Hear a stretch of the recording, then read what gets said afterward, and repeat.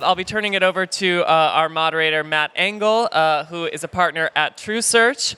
He's previously the CEO of Attend and SVP of Strategy and Corporate Development at Applause. And earlier, as I said, we had the pleasure of being joined by two national masters in chess. And now we have the pleasure of welcoming two Olympic medalists to the stage. So first we have Rob McClanahan, a former NHL player, Olympic gold medalist on the U.S. hockey team, and motivational speaker. And joining us remotely, we have Helen Resor, Olympic bronze medalist in hockey and a principal at TrueSearch. So please welcome our panel.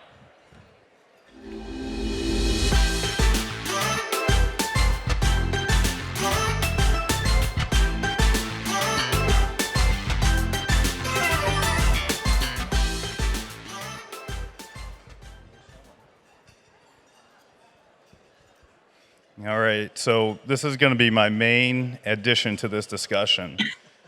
When I was growing up, I really enjoyed which one of these doesn't belong. So we have a Ferrari Olympian here, we have a Lamborghini Olympian there, and you have a broken down pickup truck college football player here. So you decide which one doesn't belong. So on that, I will turn it over to Helen to kick it off. Awesome. Well, I just want to say how excited I am to be back at ASU+GSV. And Rob, it is an absolute honor to share a stage with you. I am one of many Olympic ice hockey players who benefited from what you did for ice hockey more broadly around the globe here. And so what I'd love to do is starting this off is just, obviously you were a part of one of the most incredible moments in U.S. Olympic history.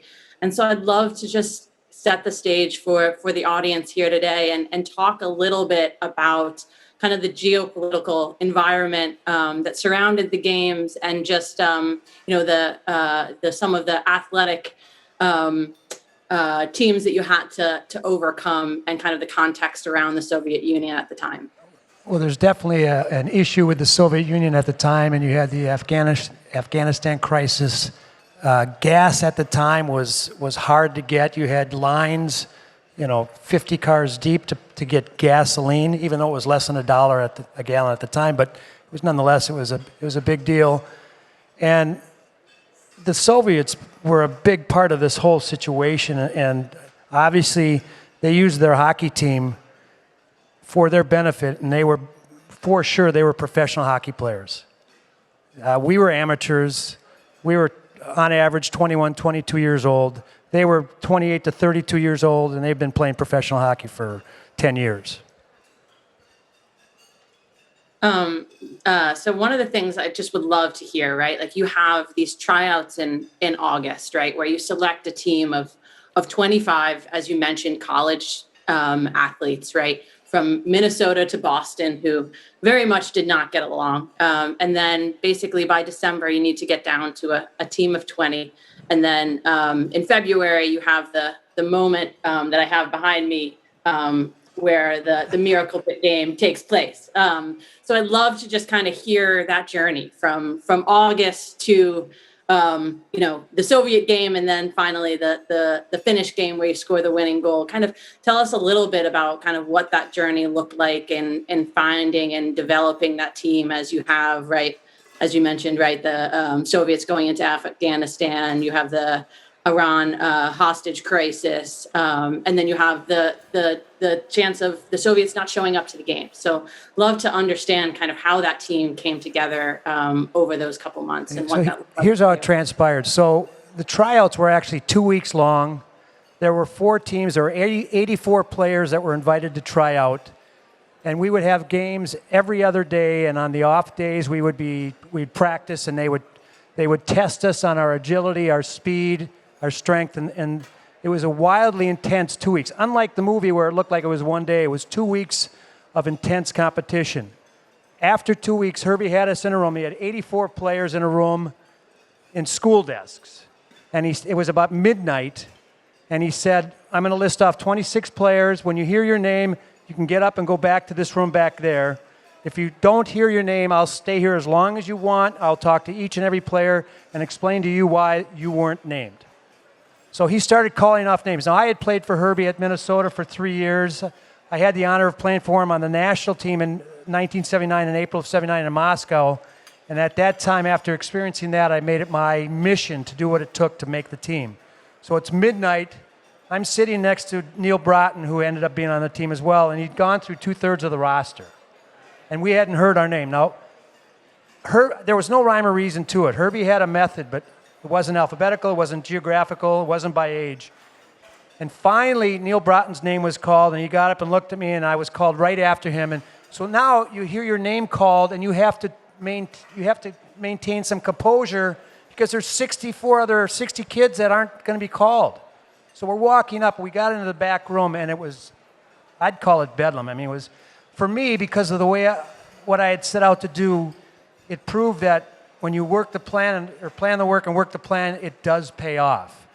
So from there, we had a practice the next day, and Herbie said a couple of things. He said, number one, we may not be the best team in the tournament, but we'll be the best conditioned team. Number two, you guys will improve more in the next 6 months than you have your entire careers, and it's because of how we're going to play. We're not going to play the Canadian style. We're not going to dump and chase. You're not going to stay in your lanes. We're going to weave. We're going to interchange positions. We're going to possess the puck. We're not going to dump the puck. And it was the most fun 6 months I've ever had playing hockey because he was correct. He allowed us to be creative. He allowed us to grow as players offensively like we've never been able to do before. From there, we played a tournament in December in Lake Placid, a pre-Olympic tournament, and we ended up winning. We ended up beating a Soviet, call it a Soviet B team, but it was a big deal for us. And then the table was set when our last game before the Olympics started. We played the Soviets in Madison Square Garden, and if you hear Al Michaels talk about it, it was 10-3, but it wasn't that close. It was men against the boys. As a matter of fact, before the opening face-off, Mark Johnson's my centerman, and I went up to him, and we're lined up against Valery Harlamov, Mikhailov, and Petrov, legendary Soviet players, and I said, what the hell are we doing here? I mean, we're 22-year-old punks, and these guys are legends. And we got beat. The next day we had our meeting, and everything Herbie did, there was a reason for it. Herbie gave us his plan for the next 2 weeks. He said, if we play at the highest level we can play and get some breaks, we can win a bronze. If we play at the highest level and get every break, we can win a silver. Forget the gold, the Soviets have the gold. That's what he said. Then we watched the Soviets have to come back from behind against the Canadians in the preliminary round and the Finns. They were behind both teams. So they were flat, and Herbie saw that and sensed that. Also, our first 2 games were the most important. We had to play the Swedes and the Czechs. Swedes, Billy Baker scored a goal in the last minute of the game to tie it, which was huge, and we crushed the Czechs, which at the time was the second best team in the world. So now it was just up to us to take care of business. And Herbie, as he always was, made sure we stayed on task. Once we got to the medal round, we ended up playing the Soviets the first game. And as I said, Herbie had a plan. And the speech that you see in the movie, for those of you who have seen the movie, it's pretty close. Herbie had a speech before every game. And that speech was a little bit different. We were nervous as all get up. But he calmed us down. Jimmy played well. We got some breaks. And then they pulled Treychek after the first period, and we looked at each other and said, you got to be kidding me. The best goalie in the world, and they pulled Treychek. Well, after they did that, they outshot us 12-2 in the second period, so something went well for them. Jimmy played well. Third period came along, and if you ask any player on our team, when Mike Ruzzi scored that fourth goal with exactly 10 minutes to go, to a man, we will tell you that was the longest 10 minutes of our lives. Absolutely the longest, because the Soviets have the ability to score on a dime. I mean, they could score when you weren't expecting it. We held on to win that game 4-3, and I would argue that the hardest practice we had the entire year, it wasn't the longest, but the hardest practice was the next day, the Saturday between the Soviets and the Finns. We skated for about an hour, maybe a tad more, but Herbie kicked our tails. He wanted to make sure we stayed focused. And the game against the Finns on Sunday couldn't come soon enough. Now, what's interesting is we played 8 games during the tournament, and we were scored on first, 7 of those 8 games, and Finland was no exception. They scored first, and we were down 2-1 after 2 periods. And so Herbie didn't want to come into the locker room. He was obviously too nervous, and Craig Patrick tells this story, the assistant coach. So Craig came in and asked us how we're doing. We said, Craig, get the hell out of here. We got this. There's no way we're going to lose this game. So he went back out, and Herbie asked how I went. He says, they got it. And then the rest is history. Phil Vakota, I believe, scored the tying goal against the Finns, and then I had the honor of scoring the winning goal, and we ended up, Mark Johnson scored an open net goal, and we ended up winning the gold. And it was, you watch those videos, it's a long time ago, but it was a lot of fun. Yeah, and I think anyone who watches the Disney remake of that, I think still gets the chills. And would love to hear more about Herb's style. But before going there, can you tell us a little bit about that moment, right? That's the longest 10 minutes in probably your life of, going up against the Soviet Union, which no one would thought if you guys would have even been in the game in that third period, right? If, many people think, God only knows what those odds were going into that game. And maybe if you played that game 10 more times, you would have won once. But you guys did it. The buzzer goes off, and just can you tell me that feeling of what was going on and that moment of before you had to spit it all out and think about that Finland game. If you watch the video and you see at the last part of the game where no one wanted to touch the puck because no one wanted to ball it up and be the guy that made the mistake to give the Soviets the goal. We just couldn't get rid of it. And make sure you have somebody covered. As I said, the Soviets had beaten the NHL teams prior to the Olympics. They played a multiple group of NHL teams and won all the games. It was not even close. So they were that good and that superior. And as I said, they beat us 10-3 in the Garden 2 weeks prior to that, and it just wasn't that close. They were the best team in the world, and we were a bunch of college kids. Now, we had momentum. We were in great shape. We were in by far the best shape of any team in the tournament. And that played a role, not only physically, but mentally.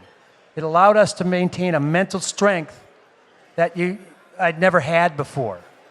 And it just, once that buzzer went off and the clock went to 0, it was just bedlam. It was euphoria. And you could see it in the old videos, and it was just euphoric. It gives me chills just thinking about it. That Al Michaels quote of, "Do you believe in miracles?" Yes, I do. Which obviously inspired the movie is incredible, and I think sums up that moment. But to talk about your coach, right, who created this team and inspired this team during events that were well outside of his hands. I played for 2 coaches, both my Olympic coach, Ben Smith, who was inspired by Herb Brooks, and then got to play briefly for one of your teammates, Mark Johnson, at World Championships, right? 2 coaches who are incredibly inspired by Herb. But can you talk to me a little bit about kind of Herb's style and kind of what you have taken from, Herb's ability to make teams pick the right people, inspire those teams day to day, and then, be able to withstand just, macro events that are completely outside of your control. So Herbie had the ability of getting his teams to play at their highest level at the most important times, not just on the Olympic team. He won 3 NCAA titles in 7 years, and he coached a team that lost in the finals. So out of 7 years, he coached a team in the NCAA championship game 4 times. So he knew how to prepare his team and get them at the, like I said, at their highest level at the most important time. The other thing he did with us on the Olympic team is, now it was not without hard work. We had to work really hard. He was very hard to play for. He was demanding, but he made us realize we were capable of more than we thought we were. And we just had to put in the time. And I take that with me to this day. And when I talk to kids, I teach a high school team back in Minnesota. And hard work, it's hard. It's hard to kind of bear down and have to do another drill of some kind, just to take that extra step. But Herbie taught me that if you do it, you will find success. Whether we'd won the gold medal or not, that was a very successful year for all of us. The fact that we won a gold medal is frosting on the cake. And the resilience that we had sticks with me to this day. And it's something that I'm very proud of. And when we get together as teammates, it's amazing that we're still talking about this 40 some odd years later.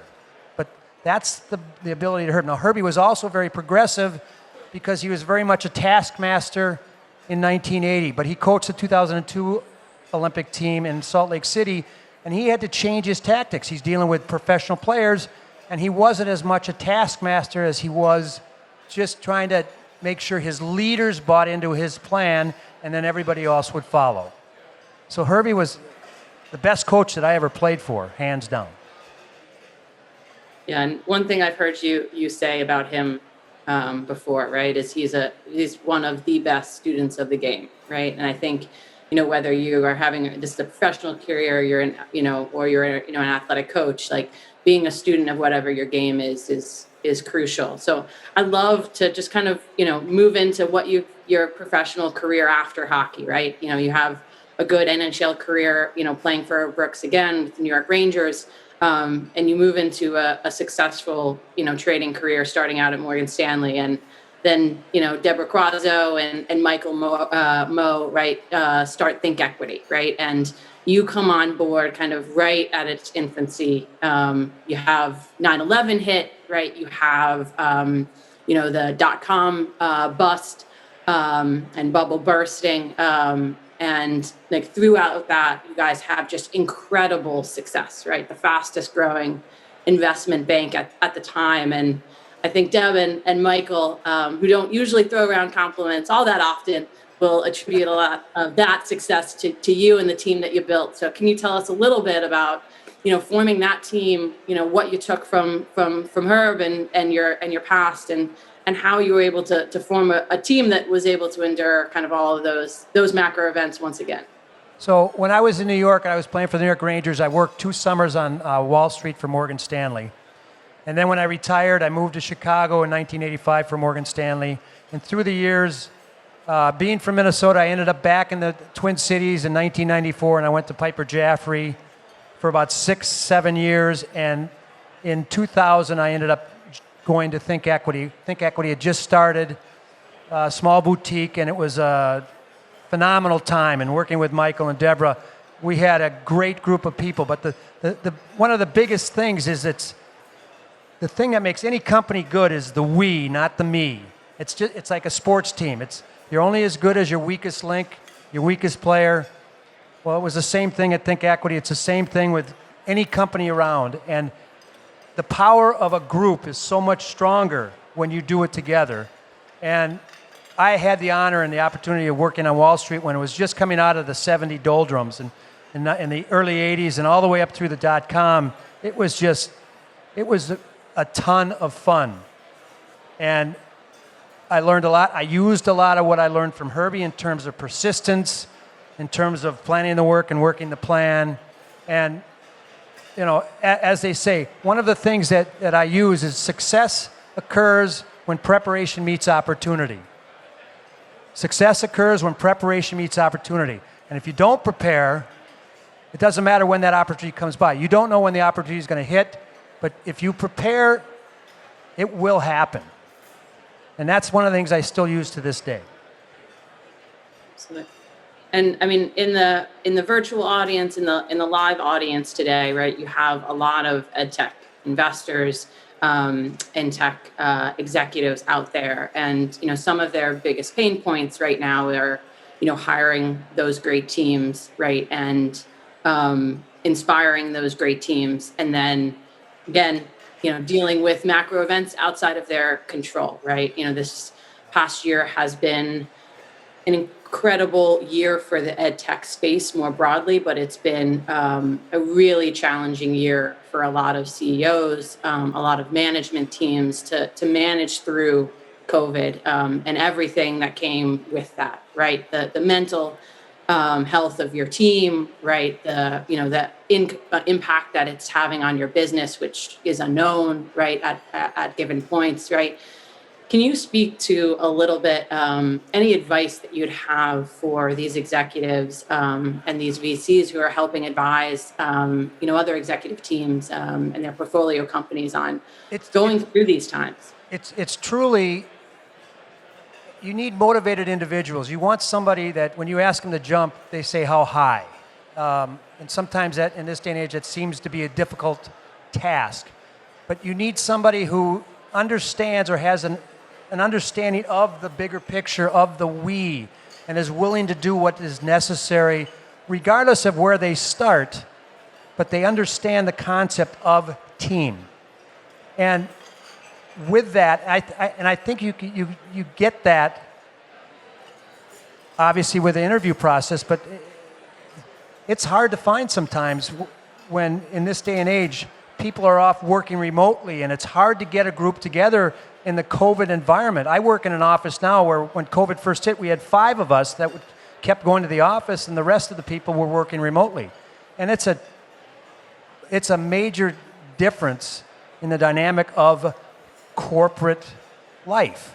And it's hard to develop teams when you're working remotely. So you have to be able to bring people together, whether it's through Zoom or actually in person at some point.